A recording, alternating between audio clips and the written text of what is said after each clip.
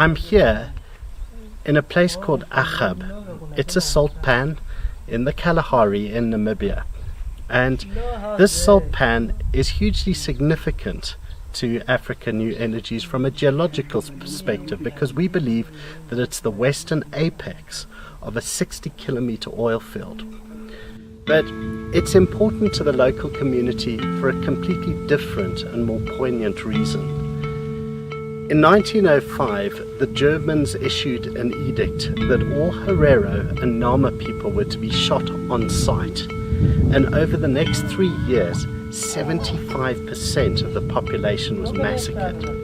And they did them with this. It looks like an old boiler, a rusty old boiler, but it's far more sinister than that.